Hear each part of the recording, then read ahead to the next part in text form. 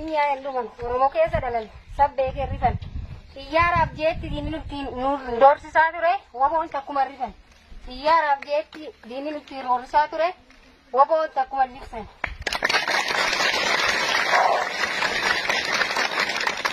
waboon maqaa keenya salphaatti hin dhufne irratti wareegamne dhiig keenyaan arganne kaayoo kanaaf jibbamne malee jibbamtootiin dhalanne yoo arraba maqaan kee ishee bahe nyaati keenya immoo cakkee ta'e kaayoo kanaaf jecha waan nu mudateen argin hunduma agarre kaayoo kanaaf jecha dhalaaf dhalchi dhabne dhalachuu hin oolle dhalanne akka namaa jiraachuu osoo barbaannu rakkoo kanaan mudanne waan hedduutti irra nu mudate kan yoomillee hin daganne jaallan hedduu irra dhabne ka deebine ijaan hin agarre uummanni Oromoo kamiyyuu akka kaayoo kanaan hin daldalle uummanni Oromoo kamiyyuu akka kaayoo kanaan hin daldalle.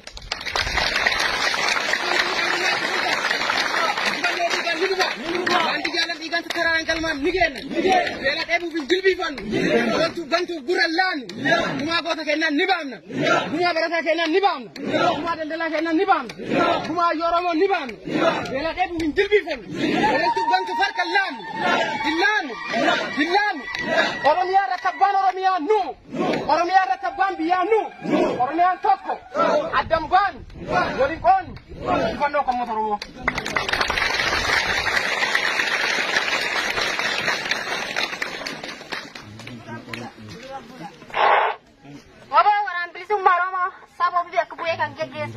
Kaayyoon nu qabsoomneef eenyuufillee kan hin qabne mamiif shakki uummata keessa baanee uummatumaan jiraanna qabsoorraa wareegamnus akkanatti lakkinu dhalootaaf dabarsine laanna fideessi barana kucarraa kullee ololtuuf gantuuna qilleensa mukuraastullee qabsoodhaa kan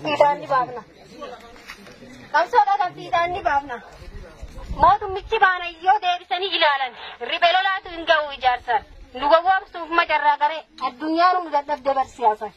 Nuwawam suuf majarraa qaree addunyaan nu dadhabde barsiisa.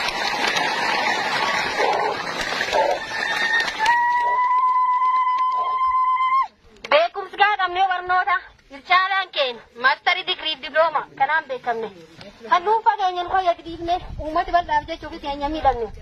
Uffati bareedaa hin beeknu jijjiiranne. Gabbachuuf osoo hin taane gara baasuuf osoo hin nyaanne cichaandii dubboo ishee micciiranne. Obsaan murannoo qabsaa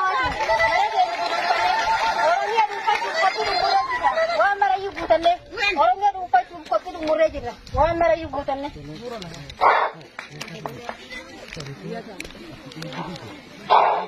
Qabnee barnoota ilchaalaan keenya maastarii digirii diplooma kanaan beekamne kan dhuunfaa keenya nu fayyadne uummata bal'aaf jecha ofii keenya miidhamne.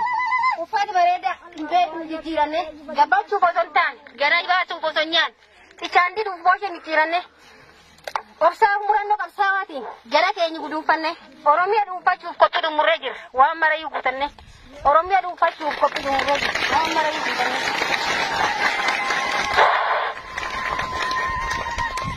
Oromiyaa wala boorsuuf nulmaan biyya uummata Oromoo harka kennuuf waboon abdii saba ofi bakka buunee irratti wareegamnu malee qabsoon abbaa qaba.